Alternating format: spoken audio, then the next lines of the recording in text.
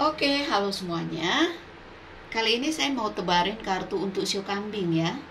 Kita lihat sama-sama nasihat apa yang ingin disampaikan alam semesta ke kamu. Kalau seandainya cocok berarti ini energi kamu yang ketarik, tapi kalau enggak berarti bukan. Ini general, energi orang banyak. Jadi sudah dipastikan tidak akan semuanya bisa cocok. Sio boleh sama, tapi belum tentu energi kamu yang ketarik. Jika kamu mau benar-benar energi kamu yang saya tarik, aura kamu yang saya lihat, silahkan personal reading dengan saya, kontak WA saya 0877 8055 1041. Saya akan memberi jadwal setelah kalian mengirim bukti transfer ke rekening saya. Oke. Dan saya tekankan di sini cara saya membaca kartu jelas berbeda dengan peramal lain ya. Karena saya tidak kaku hanya di arti kartu saja. Kartu buat saya hanya pendamping, sebagai pelengkap, sebagai media saja. Saya tetap mengutamakan intuisi saya ketika saya meramal klien saya. Makanya dibutuhkan foto natural, yang penting kelihatan mata jelas. Pas meditasi saya terawangnya lewat mata ya. Tanggal lahir lengkap, itu saja sih yang dibutuhkan. Jadi meramal saya itu bukan berarti kamu daftar terus kita teleponan langsung buka kartu, tidak seperti itu ya. Saya kasih jadwal untuk komunikasi dulu sama saya, baru malamnya saya terawang dan saya bukain kartu Belanda saya. Paham ya? Kita kocok kartunya buat kamu ya show kambing. Kita lihat nasihat apa yang ingin disampaikan alam semesta ke kamu di bulan ini.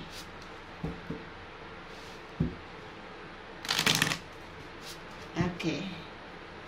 Semoga cocok ya.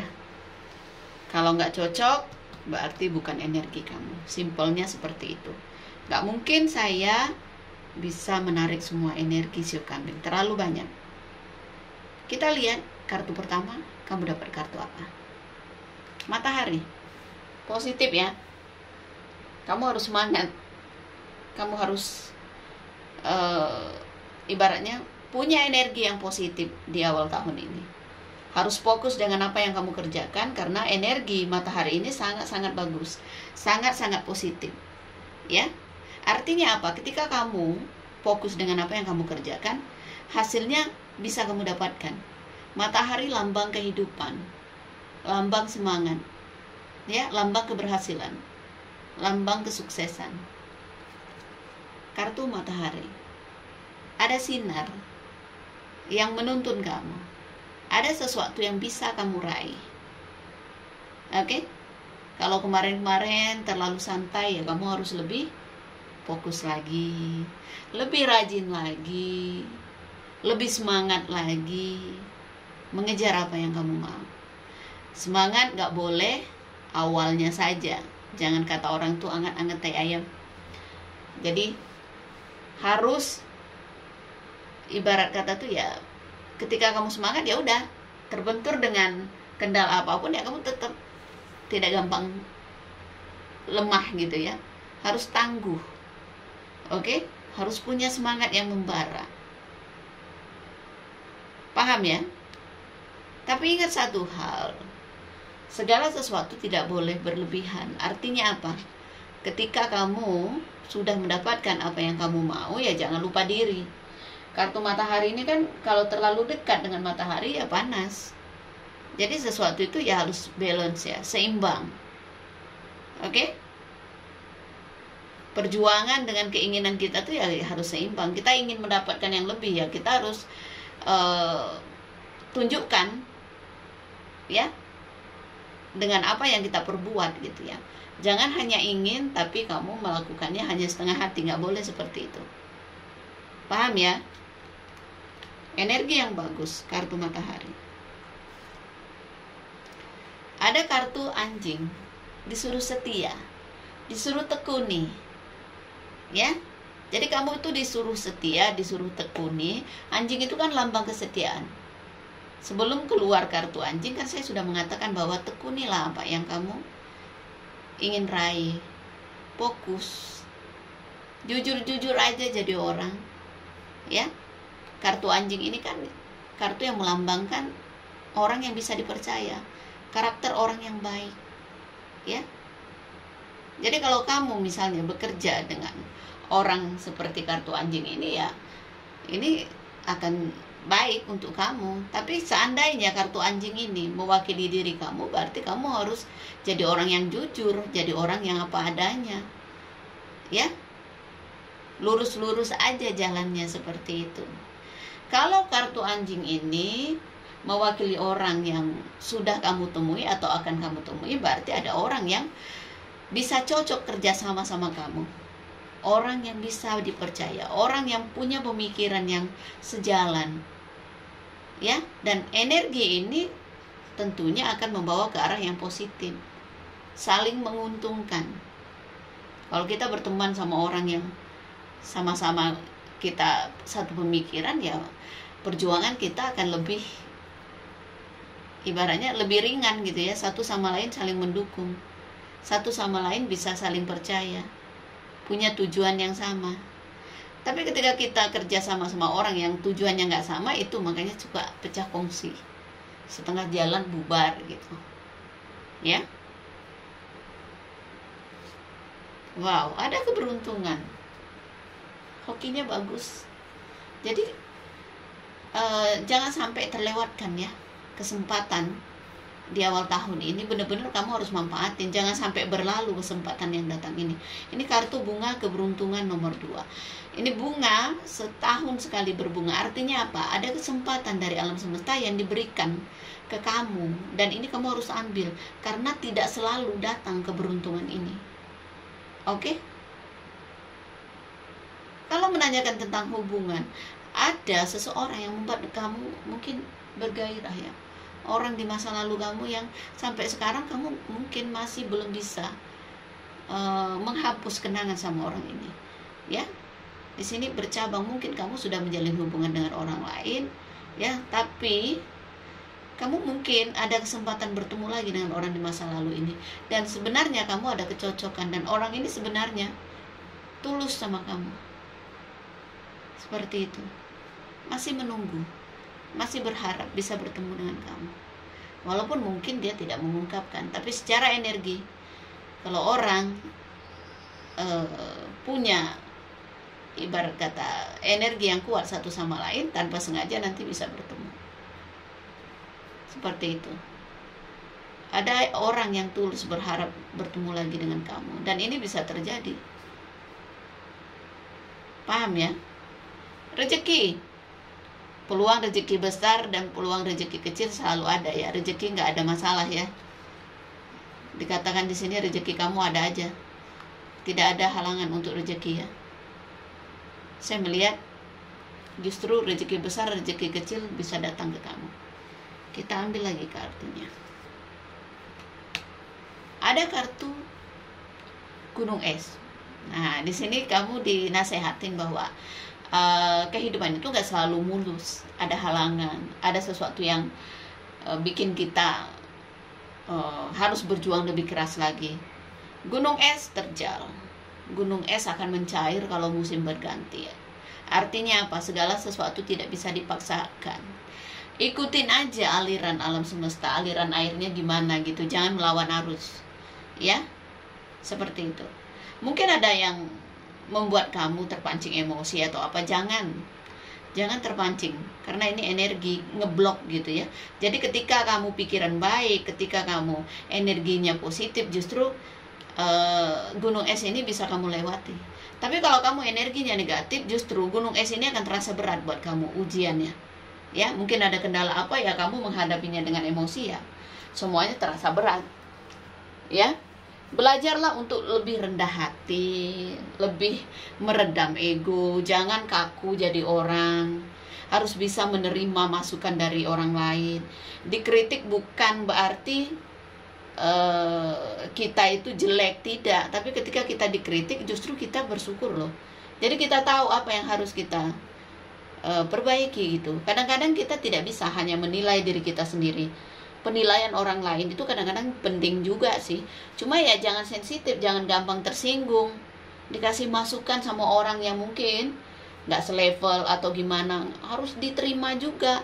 Entah itu karyawan kita, entah itu atasan kita harus welcome, harus terbuka. Oh iya ya, dikasih masukan apa ya kita nerimo ya.